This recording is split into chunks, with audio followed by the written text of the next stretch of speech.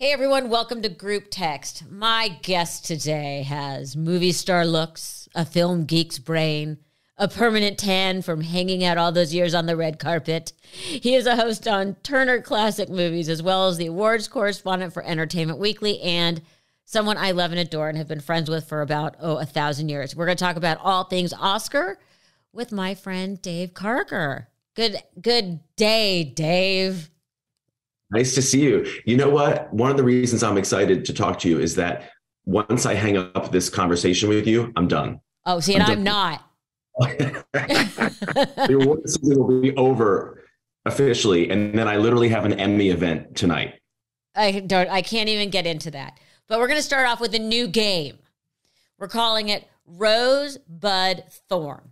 Rose is something you loved about the Oscars. Bud is something new, and Thorn is something you didn't like. So let's start with Rose. I know my three answers already. Okay, hit it.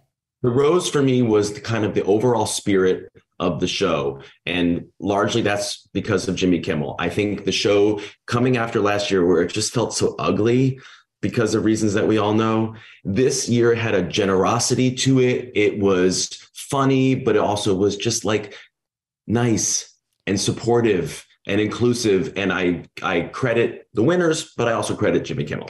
When people have asked me, I've said it was joyful. Yes. Great.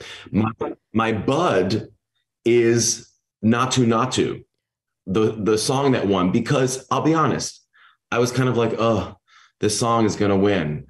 Oy, like it should be Lady Gaga. But then, and I'd heard the composer give a speech at another show and it was like long-winded and I was not feeling it. But then when they performed and just killed it, and then when he gave that speech and sang along to Top of the World by the Carpenters, I was like, I love you now. Yeah. So that's my Bud. I have a new appreciation that I didn't necessarily, and now I want to like download Not To on my phone and have it because I just love it. And I love the dancing. Oh, it was like it felt like you were at the theater. Yes. Yes. My Thorn, with respect to the winners, was the results in the actor and actress leading categories. I'm glad that finally someone other than Halle Berry won Best Actress who was not a white actress. So that's nice and great for Michelle Yeoh. But come on. How can Cate Blanchett not have won? How can anyone have seen that movie, regardless of how much you like Everything Everywhere All at Once? How can you watch Tar? Even if you think it's too brainy and weird, how can you not think that Cate Blanchett deserves an Oscar? And I have a hunch that probably people felt like they wanted to vote for her, but because she already has 2 Oscars, she didn't win. And come on, how could Colin Farrell not have won for Best Actor?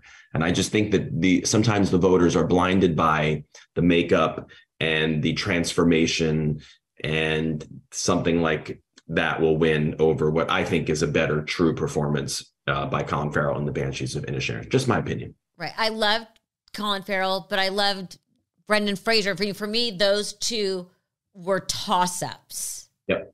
You know, one was the most amazing performance Brendan Fraser has ever given in his life, and that he was able to act through all the prosthetics. But Colin Farrell knocked it out of the park. Yes. So for me, I mean, this is going to happen when there's 10 Best Picture nominees, but the fact that 5 of the 10 Best Picture nominees, The Banshees of Inisherin, Tar, The Fabelmans, Elvis, and Triangle of Sadness, all went home with nothing, while Everything Everywhere All at Once, a very good movie, wins 7 Oscars.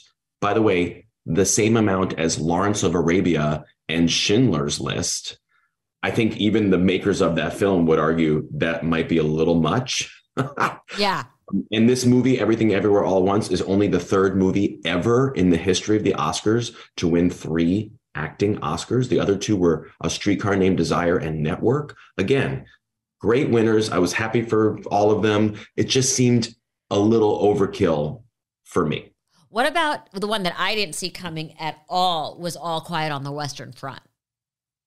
Well, that was a movie that people like me who kind of study these things and predict these things, we weren't really talking about it in the early part of the season, in September, October, even November. It was a movie that was largely off the radar. But then when the BAFTAs, which is the British Academy Awards, when they released what's called their long lists, which is a semifinal group of nominees before their actual nominees come out. And that movie, All Quiet on the Western Front, got the most kind of semifinal mentions. People kind of started sitting up and thinking, is there something here? Then when the actual BAFTA nominations came out, it got 14 nominations, like way more than any other movie. So this is a movie that Netflix, which is the company behind it, they weren't even sure what they had. If you talk to the Netflix people early in the award season and you were to say to them, which I did, hey, what are you bullish on that you guys have in your slate this year? They said to me, Pinocchio, which did end up winning, and Glass Onion, which ended up only getting one nomination for screenplay. Right. They were bullish on those two. I think they thought they had a fine movie in All Quiet on the Western Front, but this was essentially a movie that was like made for German TV. Yeah. But then Netflix picked it up and it's brilliant. It's brilliant. So I was telling people, like when I was doing predictions on The Talk last week, and that movie came up, I said to the audience, just if you're doing an Oscar pool, All Quiet on the Western Front is your secret weapon. Put it in there for some of the craft categories like, cinematography. I actually thought it was going to win for sound, but Top Gun beat it. So it did end up winning 4 Oscars. It's just a movie that I think people who work in the film industry looked at and said, wow, this is fine cinema. This is really good, but not as kind of esoteric brainy as something like Tar, which I think was too smart for its own good, unfortunately, even though it's my favorite of the 10 Best Picture nominees. I think it was too smart for its own good as to actually win an Oscar. And what I'm realizing in the past couple of years is that you have to thread this needle. Yeah. You have to be critically acclaimed, but not too much. And that's why Coda beat The Power of the Dog. That's why Green Book beat Roma. You have to be a movie that has some acclaim, but also speaks to the voters' hearts. You can't be the critical darling, the movie that's too smart, because then you won't win the big one. You just brought up Cate Blanchett. There was a big story that not a lot of people know who are outside of the industry that went on with, what was it called? Hello, Leslie. Oh, To Leslie, Andrea Riseborough. Can you explain that to people? Because a lot of people were complaining that they went through a loophole. But I have to say something. When actors who are also nominated in the same category are saying that this is the movie that should win Best Actress, you have to sit up and take note. Yes. So Andrea Riseborough, this wonderful British actress who's been in a ton of stuff, by the way. Yeah. She delivered this great performance in a small movie called To Leslie. It did play at South by Southwest. It did come out in October. It literally made $27,000 at the box office. Nobody went to see it. She got a Independent Spirit nomination for Best Actress, but the company, Momentum, had no money to spend on an awards campaign. Zero. So they weren't able to put out ads, to throw events, to throw parties, the stuff that Netflix and Warner Brothers and Universal, everyone else does. What they were able to do, they were able to scrounge together enough money. And I think with the help of Andrea herself and maybe the filmmaker, this guy, Michael Morris, they were able to scrounge together $20,000. That's how much money you need to spend in order to get your movie on what's called the Academy Awards portal. That's it's like a private Netflix app that the Academy members are able to download. And that's how they watch all the potentially nominated movies on their TV. There's no more screen or DVDs really anymore. This is how the Academy members watch their movies, on this portal. So they were able to spend the $20,000 bare minimum needed to get the movie at least eligible to get a nomination. Okay. But because they had no money, Mary McCormack, who's an actress, people know her from the movie Private Parts, the Howard Stern movie, from the late 90s. She is the wife of Michael Morris, the director of To Leslie. They started this kind of grassroots campaign. Hey, Howard Stern, watch this movie that my husband directed. You might like it. He watched it, thought it was great, started talking about it. Hey, Jennifer Aniston, Edward Norton, Jane Fonda, Sarah Paulson, all these people that we know. Would you watch this movie? And if you like it, would you consider tweeting about it or hosting a screening or hosting a Zoom or putting it on Instagram? Well, Andrea Riseborough was so good in the movie that it worked. And all of these different people started this essentially grassroots campaign. And it got to the point where close to the nominations announcement, I was like looking at all these different posts and thinking to myself, if all of these people who are in the actors branch of the Academy, there's about 1,200 people in the branch. If she could get about 200 of those people to put her number one on their ballots, if they were going to put their votes where their mouths are, she's going to get nominated. So I actually ended up predicting her to get an Oscar nomination, and she got it. The problem is on some of the Instagram posts from the movie's Instagram account and also from Frances Fisher, this one actress from her account, they did a no-no, which is that they mentioned other actresses in contention by name. And Frances Fisher said something like, hey, everybody, make sure you vote Andrea number one because Cate Blanchett's a lock for a nomination. Viola Davis is a lock for a nomination. You can't do that. You can only tout your person. You can't say anything about another person. So that's the problem. And that's when the nomination came out, all the headlines made it seem like it was this horrible thing that was done.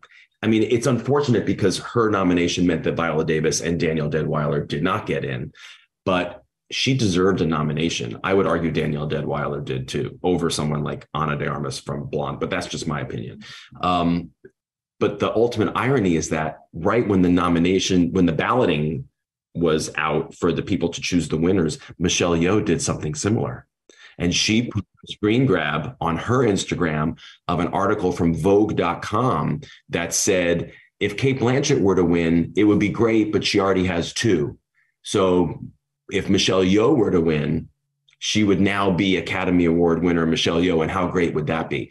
So she put that up on her Instagram. Well, she took it down instantly because I think she was told by someone in her camp, you got to take that down. So she ended up actually doing the same thing that the Andrea Riseborough people did. No one really did anything horrible. With the Andrea Riseborough, you can't get mad at Frances because she didn't know she was doing something wrong.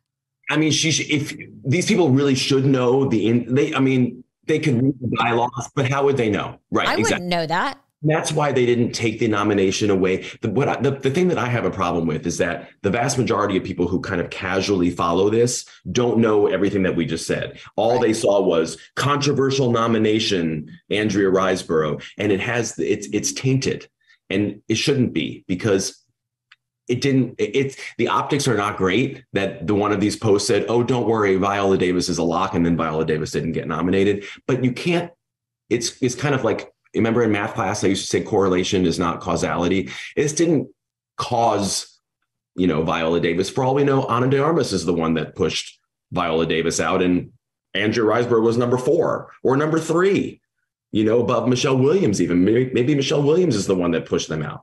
So it was just unfair because Andrea Riseborough was the one who came out of nowhere.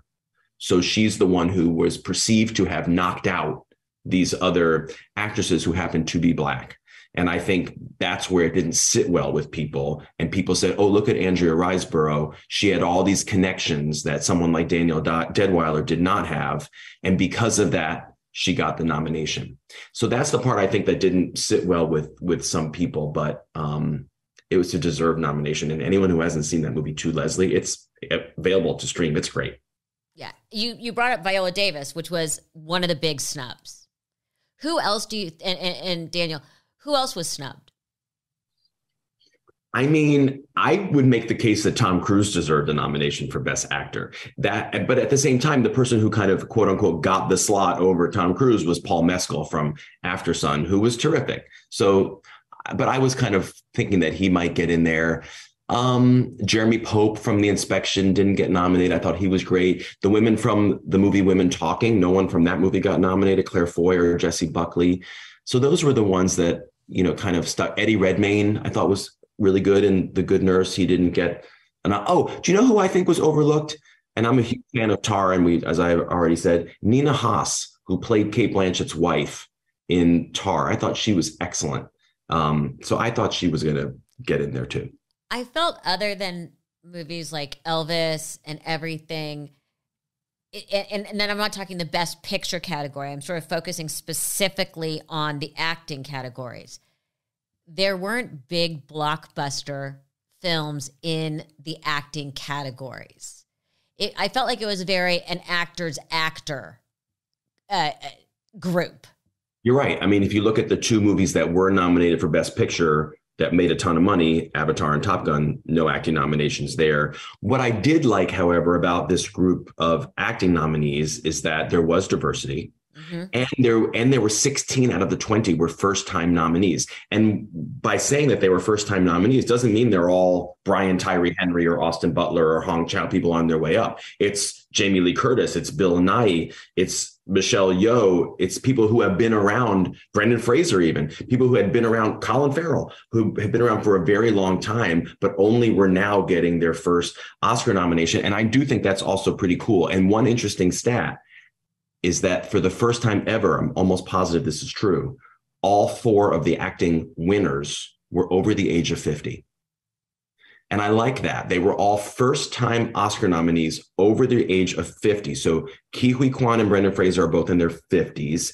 Michelle Yeoh and Jamie Lee Curtis are both in their 60s, which is also great when you think about how actresses are usually like put out to pasture by the time they're 40. So I did like that aspect of things, that it was this kind of night to celebrate these veterans who were getting their first Academy recognition, even as nominees. So you bring up an interesting point, and it goes back to even with like, what was it? Al Pacino winning for Scent of a Woman rather than his past work, that you're almost giving it to him because you need to make up for everything else.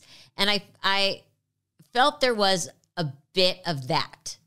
With who? Michelle Yeoh. I felt like, and Jamie Lee Curtis, I felt they were both lifetime achievements and well-deserved and good enough performances to be nominated. I think that would have been the case, really, if Angela Bassett had won. Yeah, oh, for sure. If Angela Bassett, they would have been giving it to her from back in What's Love Got to Do with It? Right, which she should have won. She should have won. But yeah, so I'm of two minds about that. I mean, part of me looked at the Jamie Lee Curtis win as a lifetime, but for what? I mean, maybe Fish Called Wanda, she could have been nominated for, but I don't think there's that What's Love Got to Do with It kind of performance where she was totally unfairly overlooked. I think this was a really great turn by her, but I see what you're saying though. You know, it felt that way. What I also loved about the evening was, because of the people who are winning, the level of emotion was so genuine. Yeah. I mean, you saw Brendan Fraser sitting there going, what? Well, you saw Jamie Lee Curtis' mouth, shut up. Right. I thought she was saying, oh shit, or holy shit. When I saw this, right. But you know what added to that? And now in hindsight, of course, we can say, of course, those four were going to win. Duh. Right. But if you look at the movies that led up to the Oscars, particularly the two that have overlap with the Oscars voting body, the SAG Awards and the BAFTAs, which is the British version, in all four of the acting races, there were different winners in SAG and BAFTA. There was no person who won this year in the acting races, SAG and BAFTA.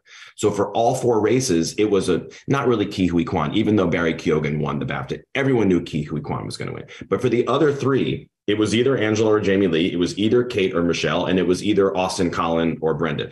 So there was real suspense in the results, which added to the emotion that you're talking about. Yeah, it was it was a lovely emotional show. But there was a lot of surprises in who didn't win anything. What, Elvis got one? Zero. I mean, that's the stuff that I picked up on, was that got zero. Angela Bassett. There were a lot of films that, I mean, there were two major runaways. Fabelman's got nothing. Nothing. Banshees of Inisherin, nothing. Nothing. And I thought those two big time were going to be at least in there for screenplay and at least those kind of awards. And yet nothing. I don't remember seeing a runaway like that in a long time. No, and that's why I started this show off by saying it was a bit excessive for me. I actually my predictions were pretty crummy, 16 out of 23, because I had Elvis winning 4 Oscars. So I got those 4 wrong. But I actually had predicted the Banshees of Inisherin, which is my second favorite of the nominees next to Tar. I had actually predicted that was going to win nothing. And it made me sad to predict that. And I'm so sad that prediction ended up being right, because it's such a great movie. I mean, but come on, give Everything Everywhere All at Once 4 instead of 7 and spread the wealth amongst Tar and Banshees. I would have liked that. I would have been much happier if Everything Everywhere All at Once had still won for Best Picture and Director and Kiwi Kwan and Jamie Lee Curtis, but instead of Michelle Yeoh, it had been Kate Blanchett, so Tar had something, and instead of screenplay, it went to Banshees, so that Banshees had something. That would have been a little bit more equitable and crowd pleasing to this crowd of one. One of the things I also, and I mean, I'm talking so sort of just extemporaneously with you. By the way, I cannot believe you referenced math class. Clearly I skipped that day, but that's a separate conversation. Was entire casts were nominated with Banshees, with Everything. There were entire casts. And you don't always see that every acting category is so strong that they're represented in every category. Yeah, those two movies represented 8 out of the 20 Oscar nominees for acting. I think you have to go back to the 70s to find a year where there were 2 movies that dominated the acting like that. I think Network and All the President's Men were the same year, and they had something like 8 or 9 between them or something too. So yeah, it's pretty rare to say the least, which, I mean, that's great, but that just shows how terrific those 2 movies are. And again, one of the reasons why I'm sad that Banshees wasn't able to win anything. I always am amused when a movie's won so much that people are running out of people to thank. Like, then that's what was happening last night. Everyone's thanked their mom, everyone's thanked their agent, and they're going back to childhood friends. Right. Yeah. So last year we had The Slap, which I thought Jimmy Kimmel handled great. He had just enough edgy material. He did a beautiful job. They've gone back to very traditional. I like it. I agree. It should be a show about Oscar history. It should have that sheen, that prestige. But at the same time, Jimmy Kimmel saying something like, if you commit an act of violence on stage, you are going to be given Best Actor and you'll get to give a 19-minute speech. I mean, chiding them for, as he said, doing nothing last year and hugging the person. I mean, it was brilliant. It was brilliant. How about the fact that nobody will remember this year's Oscars a week from now?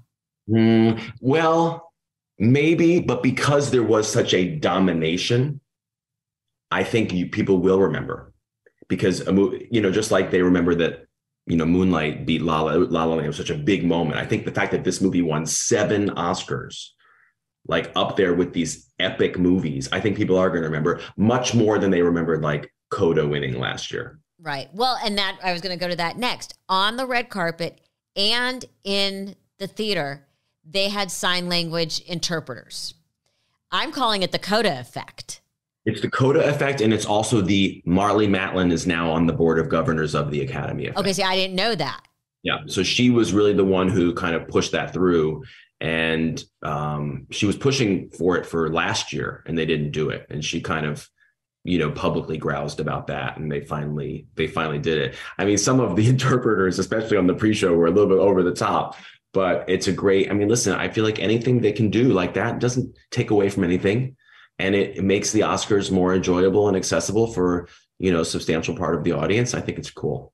So do you think what winning an Oscar did for your career 20, 30 years ago, meaning better scripts, higher paydays, better tables at Spago, whatever came with that, is that still the case? Does it really make that much of an impact on people's career anymore? I think it depends on the winner. I mean, if you talk to Halle Berry, and the way that she phrases it when she's given interviews about it, when she won her Oscar 20 years ago, she thought like the script truck was going to back up in her driveway and dump all these scripts. But what she realized is just because she won, scripts for an actress like her, i.e. a Black actress, were not being written. So it's not like if you're a white actress and you win Best Actress, you're at the top of the list for a big lump of scripts. If you're a Black actress or an Asian actress who wins Best Picture, you're at the top of a smaller mound of scripts. So yeah, I'm sure Ke Huy Quan, who, now famously didn't get SAG-AFTRA health insurance the year after he filmed Everything Everywhere All at Once, because no one booked him for a job the year after he made that movie. That's going to change. He's now going to be thought of. He's now going to be doing more. He's now going to get parts that were written for white actors and that they're going to change because they're going to want him in there. But are things magically going to change? Are there now all of a sudden going to be tons of parts for actors and actresses over the age of 50 for these 4 who just won? No, there won't. And the Oscars is all about staying relevant and young. And now with TikTok and Instagram and all their secondary venues, do you think the younger generation even cares? That's a great question. And part of me, I look at the pre-show where they have a TikToker on there backstage and I think, oh, is this pandering? Are they trying too hard? But my feeling is whatever they can do to make the Oscars appealing to a younger audience without losing the integrity of the movies that they nominate. Like if all of a sudden, To All the Girls I've Loved Before, whatever, To All the Boys I Loved Before, what's that? What are those movies that I don't watch? If all of a sudden those movies were getting nominated, like, young adult movies just to pander to a young audience, then that would be a problem.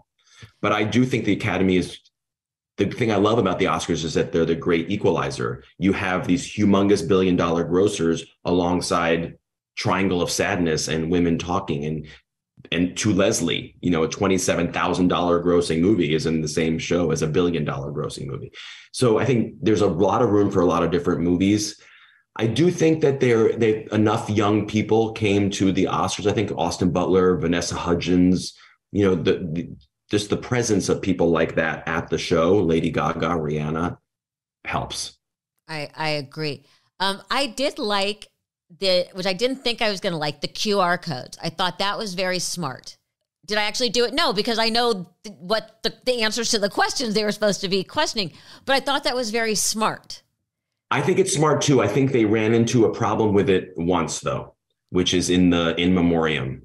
Oh yeah, you can't have that in the In Memoriam. There should be 2 tiers. There shouldn't be, here's the A-list In Memoriam, and then for all the other people, use the QR code. And what has come out now, because there were some well-known people who were... By the way, they had to issue a statement after my mother was not included and people went crazy and said, oh, well, she's on the online version. Yeah, that's not good. This year, I think the big omission was Paul Sorvino, Mira Sorvino's dad, a great actor in his own right. And what they've now, and apparently he was on the QR code version, but that's not good. But apparently what they've come out and said is that each branch of the Academy gets a certain amount of slots in the televised In Memoriam. So just because you're well known, you don't get a spot over an executive or an editor or an animator, because each branch, they try to be equitable with the branches. I don't know about how I feel about that. I think if there's more, and I don't know. I don't know if the actors branch, I would imagine the actors branch gets more than any other branch because there's people in the actors branch than any other branch, but they shouldn't have to do it that way. If that means Paul Sorvino or Anne H or Tom Sizemore are really recognizable people, then don't make it into the In Memoriam, then they need to rethink that process. I also felt like it was a lot shorter than normal. I agree. Because yes. And in fact, when it ended with Walter Mirisch, who, by the way, is a great filmmaker who just passed away. He produced In the Heat of the Night, a Best Picture winner. Oh, yeah. When he was the last one of a certain block, I was like, oh, there's obviously going to be more. They're not going to end with him. And then the song ended. Lenny Kravitz's song ended. I went, holy cow, that's done. Certainly they left people out. And sure enough, they did. 2 things really bothered me. And I don't know if it's because I'm an industry person or if I'm the only one that knows. 2 things. 1, people don't realize ABC is owned by Disney, and they didn't just run the Little Mermaid trailer. They introduced it with the star of the movie. I'm like, that was a little low rent as far as I'm concerned. I agree. However, they did make time for the 100th anniversary of Warner Brothers, which was my second thing that annoyed me.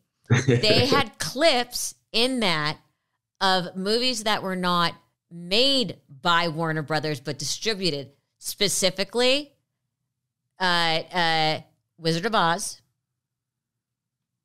and Singing in the Rain. And I had to go look those up because I'm like, those were MGM movies. And in it says, was distributed by. Yeah, and that's unfortunate because Warner Brothers has a ton of stuff. They could have easily just done it with movies that were produced by Warner Brothers. All right.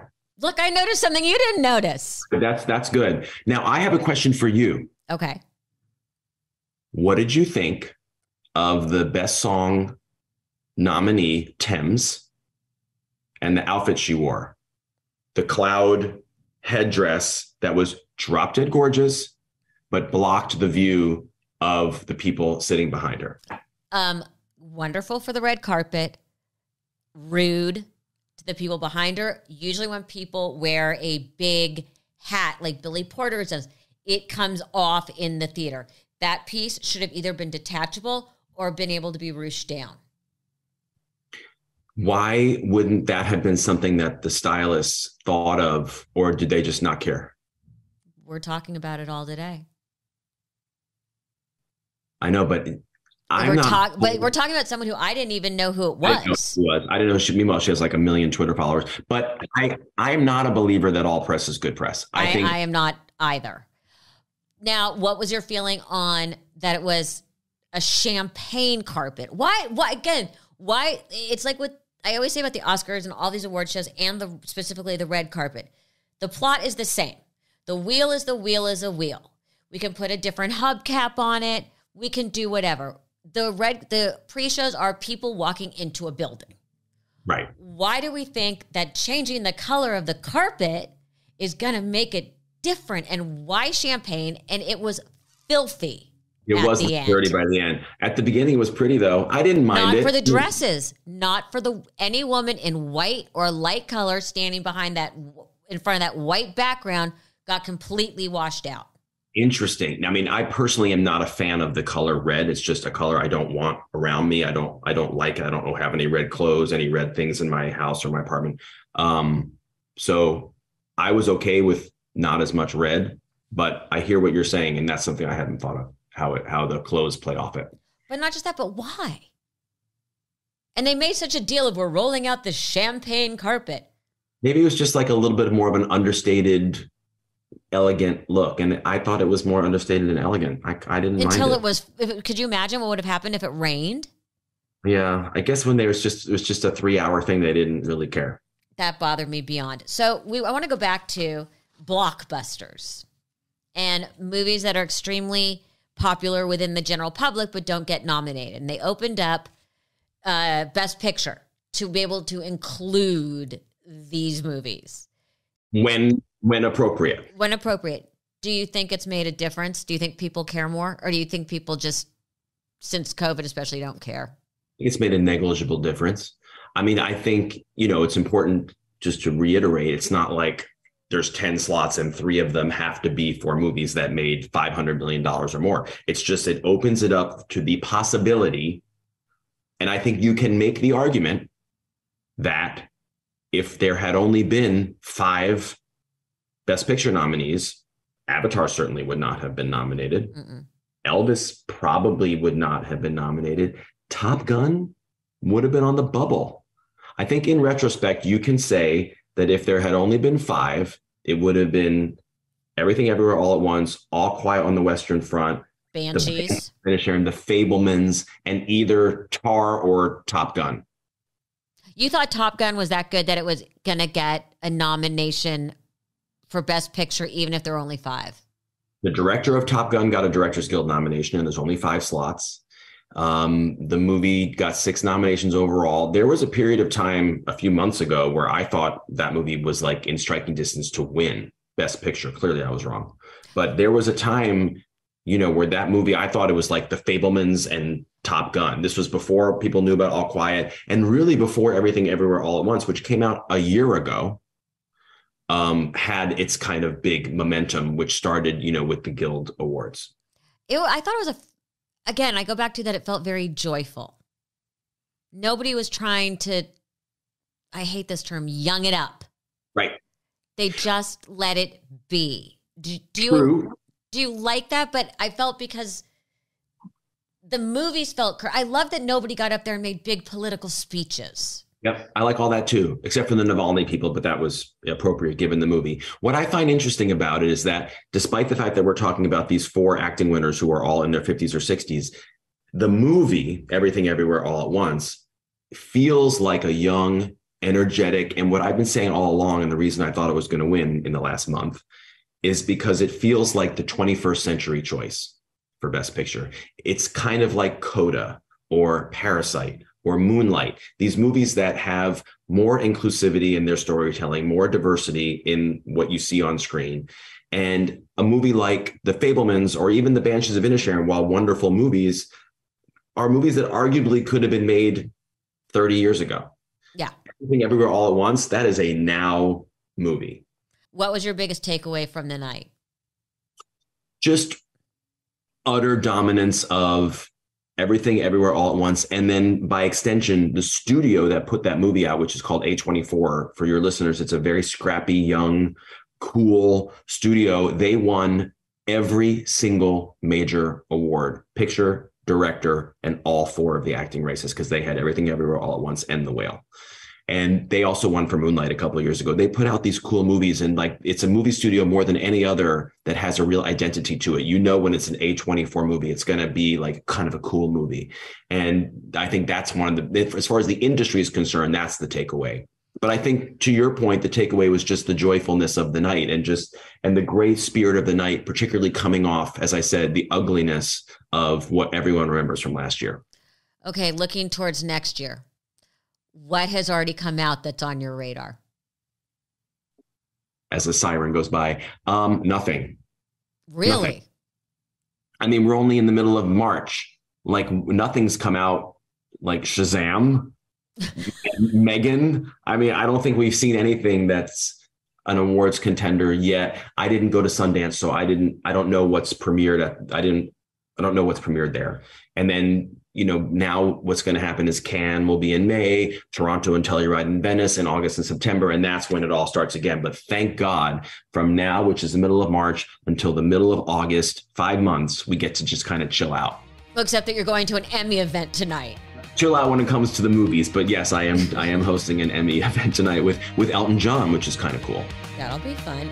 Yeah. Dave Karger, I love you more than life itself. Love you too. Great to see you.